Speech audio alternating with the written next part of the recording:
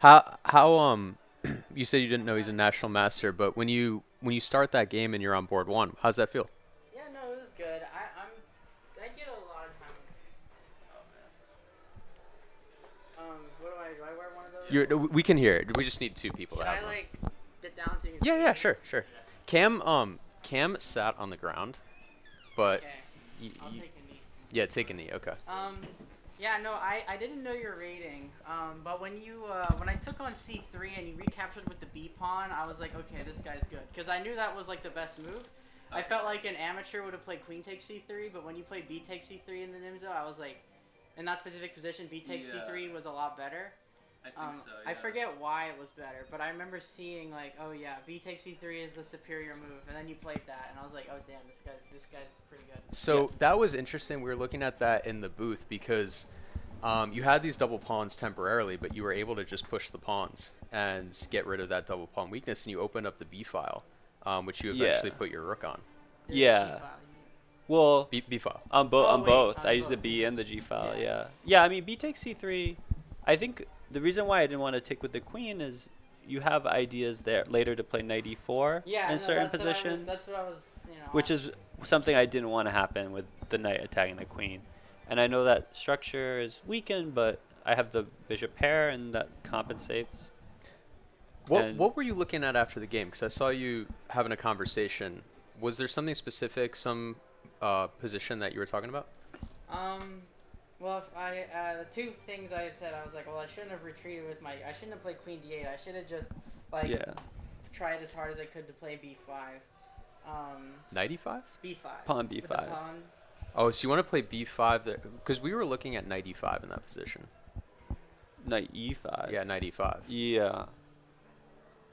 So the reason why knight e5, at least in some positions, was I can capture there. So say, I don't know which position you're referring to, but my knight can take.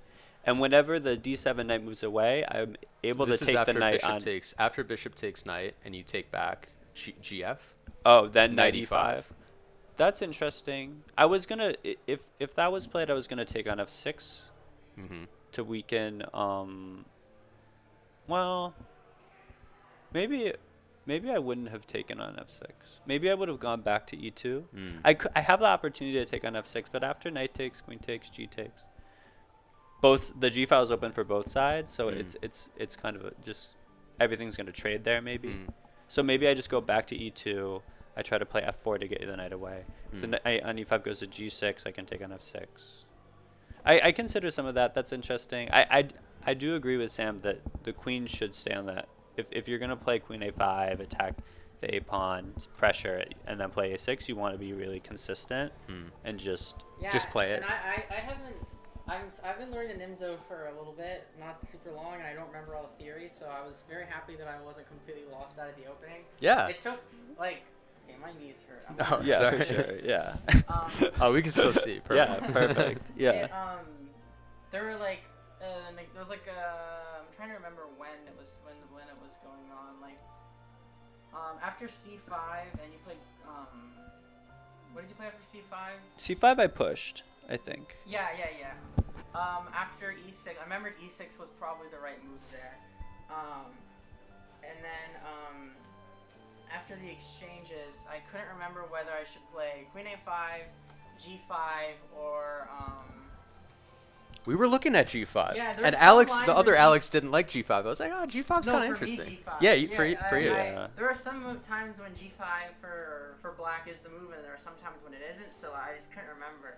I was too nervous to play G5 in that position.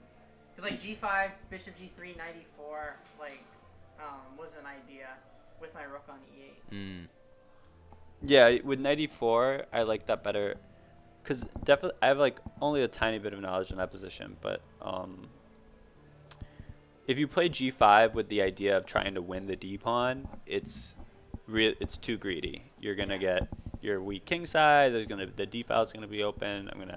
So you can play g5 as long as you try to keep the position somewhat close. I think maybe knight e4, then I can play bishop d3. There's definitely it's. I don't know too much. I don't play d4 too often anymore, and I don't have like a full up to date like file on it. I don't really know. So Well, it was definitely a well fought game. I mean, that was very exciting to watch, and for a lot of that game, it was maneuvering. Right, you had your Yeah. opportunities to push the pawns, or at least make the threat to push the pawns on the queen side, and then we thought it was pretty interesting when you had this idea to play GF and then to play F4.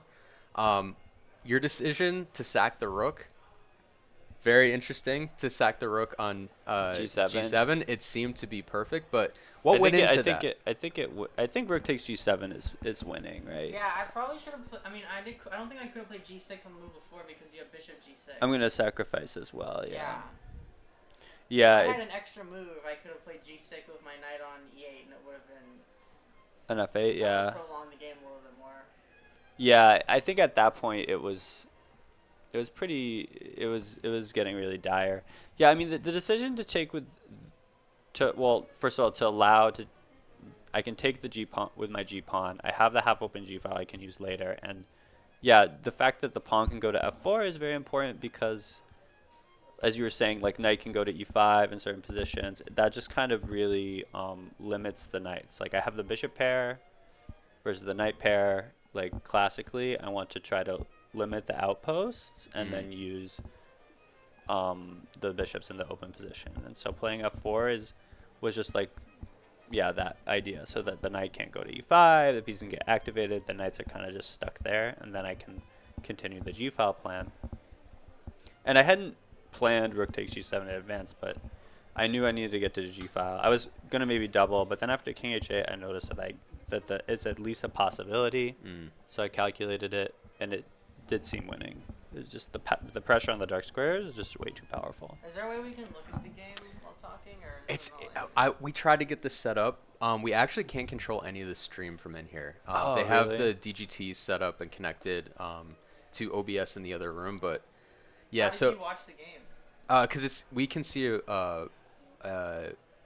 record. There we go. There we this go. is what we see. So yeah, we don't touch. We don't analyze. Someone's in the back. Yeah. So So you we. didn't even see any computer evaluation. or No. anything? No. No, We're just we're gotta just that's why work it's with good what to you have got. someone else in here because you kind of go back and forth and talk about ideas. So Yeah. I know the next round's coming up, but you probably want to just take a breath in between that. But just last question for both of you.